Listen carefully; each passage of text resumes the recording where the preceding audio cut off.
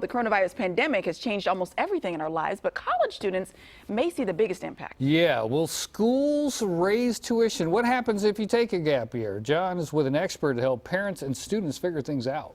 Yeah, guys, Danny Ruderman is kind of like a college admissions guru. He spent the last 15 years helping thousands of kids get into some of the best schools in the country. Happy to have him joining us this morning live via Zoom. Good morning, sir. Thanks for being with us. Morning. So let's start with the issue of money and the tuition that families are paying for their kids to go to college. Obviously, kids not using the facilities like they once were, being on campus. Any chance we'll see schools start discounting tuition, or will they go the opposite direction and raise tuition, saying they need to make up for losses? Well, I've seen so far that schools are implementing different policies. Some schools are discounting 10% off of tuition.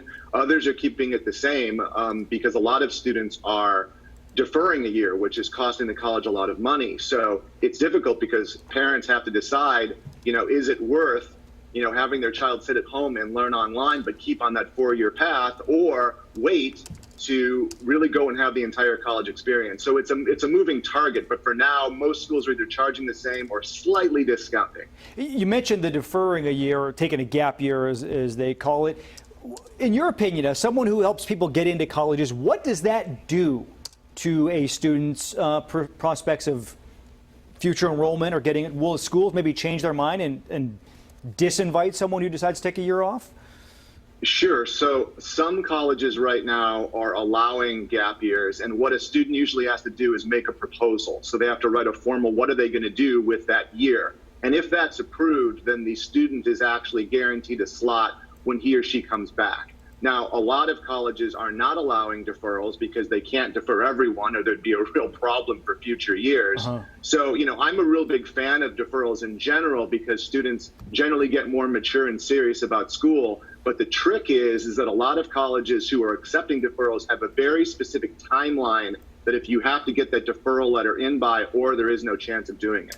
What are the chances schools will expand their enrollment? Because theoretically, if you're teaching classes online, you can have more people as opposed to what would just fit in a classroom.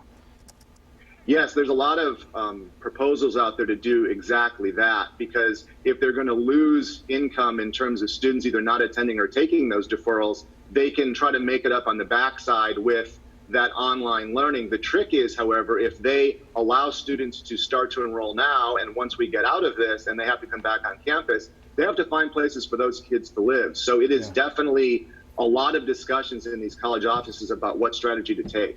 Last question real quickly, running short of time. How permanent do you think all of these changes are that we're seeing in colleges?